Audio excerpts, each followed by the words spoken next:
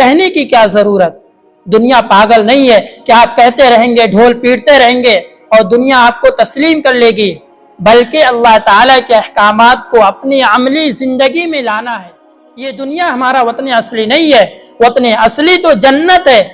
جہاں سے ہمارے باپ دادا حضرت آدم علیہ السلام کو نکالا گیا تھا۔ لہذا اس جنت کی تیاری کے لیے اللہ رب العزت نے اس دنیا میں بھیجا ہے کہ اس دنیا میں اچھے اعمال کر کے، اللہ کی اطاعت و فرما برداری کر کے، اللہ کے احکامات پر عمل کر کے اس جنت کو سنوار لو اور اس میں داخل ہونے کی کوشش کر لو۔ الحمدللہ رب العالمین والصلاة والسلام على سید الانبیاء والمرسلین وعلى آلہ الطیبین الطاہرین الى یوم الدین، اما بعد فقد قال اللہ تبارک وتعالی فی القرآن المجید والفرقان الحمید: اعوذ باللہ من الشیطان الرجیم، بسم اللہ الرحمن الرحیم، ومن يطع اللہ ورسولہ يدخلہ جنات تجری من تحتها الانہار خالدین فیہا وذلک الفوز العظیم۔ وعن ابی ہریرہ رضی اللہ تعالی عنہ قال قال رسول اللہ صلی اللہ علیہ وسلم: من اطاعنی فقد اطاع اللہ ومن عصانی فقد عصى اللہ، رواہ البخاری، او کما قال علیہ الصلاۃ والسلام۔ معزز سامعین کرام، میرا آپ سے ایک سوال ہے کہ ہم بارہا سنتے رہتے ہیں اللہ کی اطاعت، رسول کی اطاعت، نبی کی اطاعت، والدین کی اطاعت، اساتذہ کی اطاعت۔ تو اطاعت کا مطلب کیا ہے؟ اطاعت کا مقصد کیا ہے؟ کیا صرف زبانی اقرار کافی ہے؟ اور اللہ رب العزت نے اس اطاعت پر بندوں سے کیا وعدہ کیا ہے؟ اور اطاعت کرنے پر بندوں کو کیا ملے گا؟ ان تمام سوالوں کا جواب آپ کو قرآن اور حدیث میں ملے گا۔ سب سے پہلے تو یہ جانیے کہ اللہ کی اطاعت سے مراد اللہ تعالیٰ کے احکامات اور نبی پاک صلی اللہ علیہ وسلم کی سنت کی پیروی کرنا ہے، اور یہ ایک مسلمان کی زندگی کا بنیادی حصہ ہے، اور اس میں اللہ تعالیٰ کی رضا حاصل کرنے اور آخرت میں کامیابی کے لیے اس کی ہدایات پر عمل کرنا شامل ہے۔ اطاعت کا مطلب صرف زبانی اقرار نہیں ہے، صرف زبان سے یہ کہنا کہ ہم اللہ کی اطاعت کرتے ہیں، ہم رسول کی اطاعت کرتے ہیں۔ زبان سے تو ہر کوئی کہہ سکتا ہے، اگر کہنا ہے تو اپنے عمل سے اس کو کر کے دکھلائیں۔ کہنے کی کیا ضرورت؟ دنیا پاگل نہیں ہے کہ آپ کہتے رہیں گے، ڈھول پیٹتے رہیں گے اور دنیا آپ کو تسلیم کر لے گی، بلکہ اللہ تعالیٰ کے احکامات کو اپنی عملی زندگی میں لانا ہے۔ اور اللہ کی اطاعت کا مطلب یہ ہے کہ اللہ تعالیٰ پر ایمان لانا، اللہ تعالیٰ کو ایک اور سچا معبود تسلیم کرنا، اور اس بات کو دل و زبان سے تسلیم کرنا کہ لا معبود الا اللہ، لا مسجود الا اللہ، لا مطلوب الا اللہ، اور لا مقصود الا اللہ، کہ اللہ کے سوا کوئی معبود نہیں، اللہ کے سوا کوئی عبادت کے لائق نہیں، اللہ کے سوا کوئی سجدے کے لائق نہیں، اللہ کے سوا کوئی مقصود نہیں، کوئی مطلوب نہیں۔ حقیقی خالق ہے تو وہی ہے، حقیقی رازق ہے تو وہی ہے، حقیقی مالک ہے تو وہی ہے۔ اسی نے سارے جہان کو پیدا کیا اور اسی نے ہم انسانوں کو پیدا کیا، لہذا اللہ کی اطاعت ہمارے اوپر ضروری ہے۔ بخاری شریف کی روایت ہے، حضرت ابو ہریرہ رضی اللہ تعالی عنہ اس کے راوی ہیں، فرماتے ہیں کہ آپ صلی اللہ علیہ وسلم نے فرمایا: من اطاعنی فقد اطاع اللہ ومن عصانی فقد عصى اللہ، کہ جس نے میری اطاعت کی اس نے اللہ کی اطاعت کی، اور جس نے میری نافرمانی کی اس نے گویا اللہ کی نافرمانی کی۔ اور اللہ کی اطاعت تو قرآن سے ثابت ہے۔ ہم روزانہ ہر نماز کی ہر رکعت میں سورہ فاتحہ پڑھتے ہیں۔ کیا ہم نے کبھی غور کیا کہ اللہ رب العزت نے سورہ فاتحہ میں کس چیز کو بیان کیا ہے؟ ایاک نعبد و ایاک نستعین، کہ ہم تیری ہی عبادت کرتے ہیں اور تجھ ہی سے مدد چاہتے ہیں۔ ای لا نعبد الا ایاک ولا نتوکل الا علیک، کہ ہم تیرے سوا کسی کی عبادت نہیں کرتے اور تیرے علاوہ کسی اور پر بھروسہ بھی نہیں کر سکتے۔ وہ کمال الطاعہ، اور یہی کمال طاعت ہے، اور اسی آیت میں تمام دین منحصر ہے۔ اللہ کی اطاعت یہ ہے کہ اللہ کے سوا کسی کی عبادت نہ کی جائے اور اللہ کے ساتھ کسی کو شریک نہ ٹھہرایا جائے اور اللہ کے علاوہ کسی اور پر بھروسہ بھی نہ کیا جائے۔ اللہ رب العزت نے فرمایا وَمَن يَتَوَكَّلَ عَلَى اللَّهِ فَهُوَ حَسْبُهُ، جو اللہ پر بھروسہ رکھتا ہے اللہ اس کے لیے کافی ہو جاتے ہیں، اور جس کے لیے اللہ کافی ہو جائیں پھر اس کا کوئی کچھ نہیں بگاڑ سکتا۔ اس لیے اللہ پر بھروسہ رکھنا، اللہ پر اعتماد رکھنا بہت ضروری ہے۔ اس آیت میں اللہ رب العزت نے اپنی اطاعت کو بیان کیا ہے۔ جو اللہ کی اطاعت و فرما برداری کرتا ہے اس کے بارے میں اللہ رب العزت نے فرمایا لعلکم تہتدون،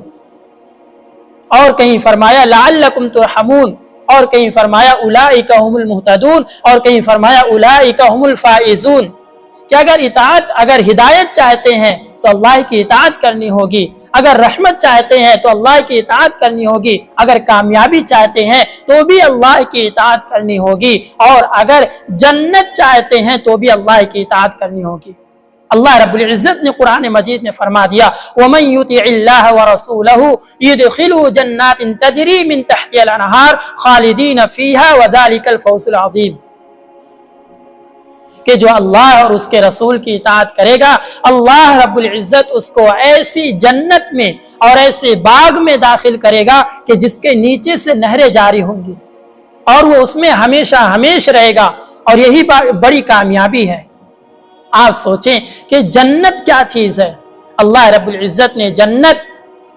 نیک اعمال کرنے والوں کے لیے، اپنی عبادت کرنے والے اور اپنی اطاعت کرنے والوں کے لیے اللہ رب العزت نے جنت کو تیار کیا ہے۔ ہم دنیا میں کتنی محنت کرتے ہیں، کتنی مشقت برداشت کرتے ہیں کہ یہ مختصر سی زندگی عزت آبرو کے ساتھ گزر جائے، اور اس کے لیے ہم نہ جانے کتنی محنت کرتے ہیں،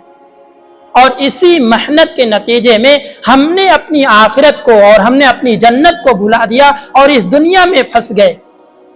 جو دنیا فنا ہونے والی ہے، یہ دنیا ہمارا وطن اصلی نہیں ہے، وطن اصلی تو جنت ہے، جہاں سے ہمارے باپ دادا حضرت آدم علیہ السلام کو نکالا گیا تھا، لہذا اس جنت کی تیاری کے لیے اللہ رب العزت نے اس دنیا میں بھیجا ہے کہ اس دنیا میں اچھے اعمال کر کے اللہ کی اطاعت و فرما برداری کر کے اللہ کے احکامات پر عمل کر کے اس جنت کو سنوار لو اور اس میں داخل ہونے کی کوشش کر لو۔ لیکن اب وہ جنت اتنی آسانی کے ساتھ نہیں ملے گی، اس کے لیے ہمیں اللہ کی اطاعت کرنی ہوگی، اللہ کے احکامات پر عمل کرنا ہوگا، اور اللہ کی اطاعت کا مطلب ہے اللہ رب العزت پر ایمان لانا۔ اللہ کی اطاعت کا مطلب ہے نماز قائم کرنا، اور نماز قائم کرنے کا مطلب یہ نہیں ہے کہ آدمی خود تو نماز پڑھ لے لیکن اپنے گھر والوں کو، دوست احباب اعزاء اقارب سے نماز پڑھنے کے لیے نہ کہے۔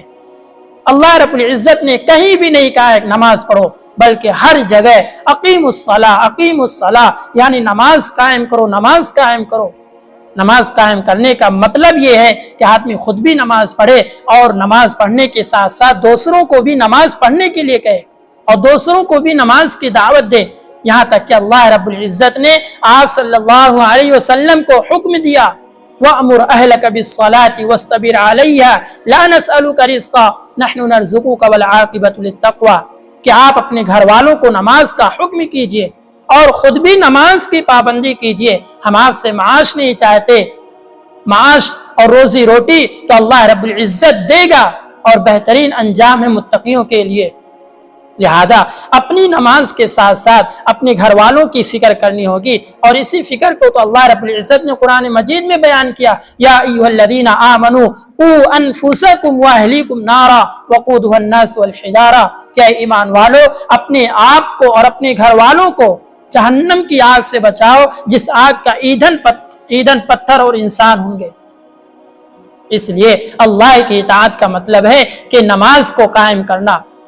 اللہ کی اطاعت کا مطلب ہے روزہ رکھنا، اللہ کی اطاعت کا مطلب ہے حج بیت اللہ کرنا اگر استطاعت ہو، اور اطاعت کا مطلب ہے اپنے اخلاق کو سنوارنا، حقوق العباد کو، اپنے پڑوسیوں کے حقوق کو ادا کرنا، ماں باپ کے حقوق کو ادا کرنا، اللہ کے بندوں کے حقوق کو ادا کرنا۔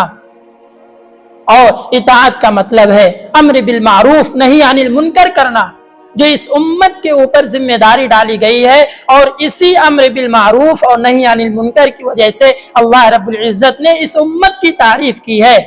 اس سے پہلے نہ جانے کتنی امتیں آئیں، لیکن اللہ رب العزت نے کسی امت کی تعریف نہیں کی، اس امت کی خاص طور پر تعریف کی، فرمایا کنتم خیر امت اخرجت للناس تأمرون بالمعروف وتنہون عن المنکر وتؤمنون باللہ، کہ تم بہترین امت ہو، لوگوں کے فائدے کے لیے نکالی گئی ہو، تم بھلائی کا حکم کرتی ہو، برائی سے روکتی ہو، اور ایک اللہ پر ایمان رکھتی ہو۔ اطاعت کا مطلب یہی ہے کہ آدمی بھلائی کا حکم کرے، برائی سے روکے۔ قرآن مجید میں اللہ کی اطاعت پر بے شمار آیتیں ہیں، تقریباً 32 کے قریب تو میری نظروں سے گزر چکی ہیں۔ بس آخر میں یہ کہنا چاہتا ہوں کہ اللہ کی اطاعت کے ذریعے ایک مسلمان اپنی دنیا و آخرت سنوار سکتا ہے اور اللہ کی رضامندی و خوشنودی حاصل کر سکتا ہے۔ اللہ کی اطاعت کے بغیر کوئی چارے کار نہیں، کوئی کامیابی نہیں، کوئی فلاح نہیں، ساری چیزیں بیکار ہیں۔ لہذا اللہ کی اطاعت کریں اور اللہ کے احکامات کو اپنی عملی زندگی میں نافذ کریں، صرف زبانی اقرار نہ ہو